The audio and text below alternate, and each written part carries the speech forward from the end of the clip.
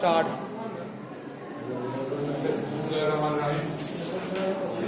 तो last time हमने जो पिछला लेक्चर दिया था उसमें इलेक्ट्रॉन का चार्ज मास रेशियो के सिलसिले में यहाँ तक हम पहुंचे थे E/m is equal to V/dr, जिसमें V जो है वो उसकी वेलोसिटी को जाहिर कर रहा है, B जो है वो मैग्नेटिक फील्ड और R जो है वो रेडियस ऑफ द सर्कल जिसके अंदर वो घूमता है। तो अब इसमें जो मुश्किल ये है कि R और V की जो वैल्यू है वो हमें दरकार है। जब तक ये हम नहीं मालूम कर सकते तो उस वक्त तक E/m जो है वो भी मालूम नहीं हो।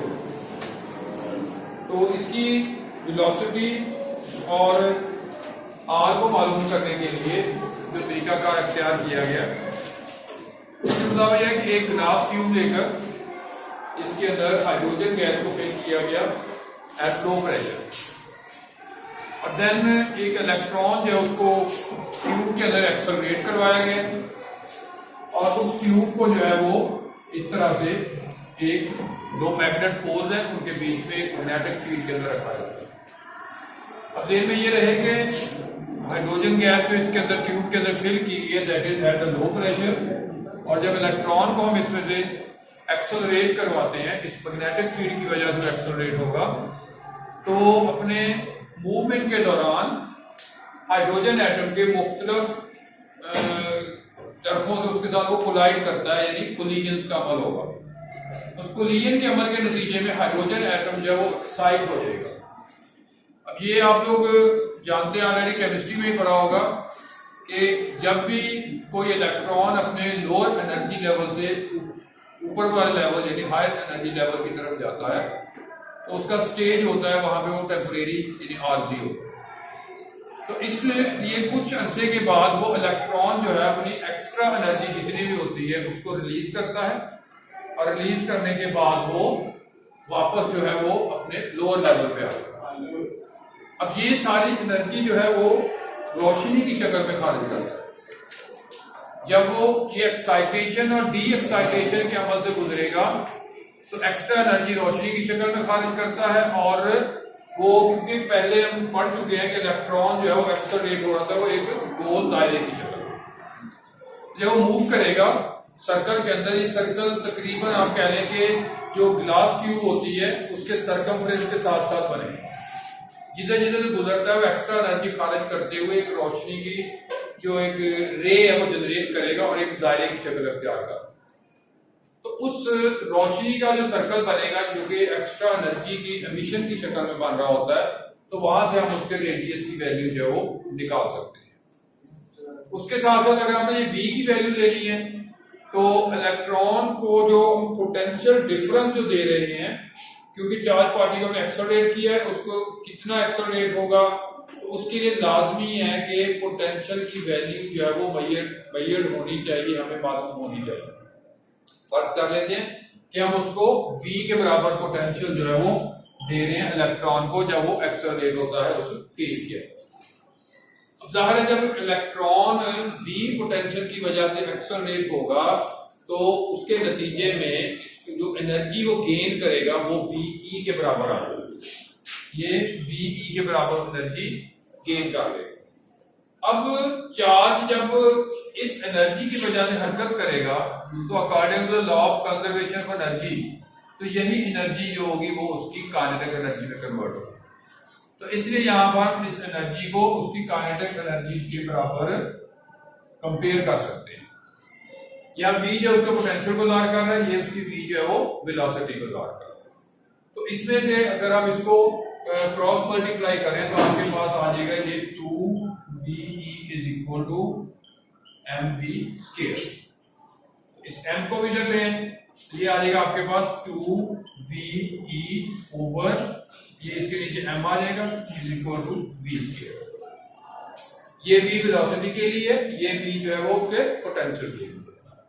अब उसके बाद क्या करना है, इसमें से v की सिंपल वैल्यू निकालने के लिए आप इसका जो है वो स्क्वायर रूट ले लेते हैं हम दोनों तरफ।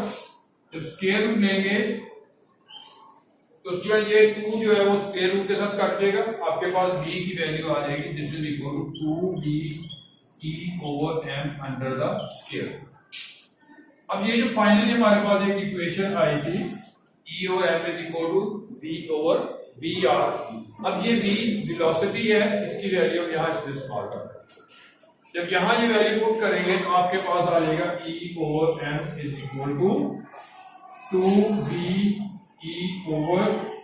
Under the square root divided by VR। इसका स्क्वायर रूट खत्म करने के लिए दोनों तरफ स्क्वायर ले लें इसका। जब दोनों तरफ स्क्वायर करेंगे आपके पास ये आ जाएगा VR, ये स्क्वायर रूट में है, तो ये आ गया आपके पास E²/m² is equal to 2VE/m/V²R²।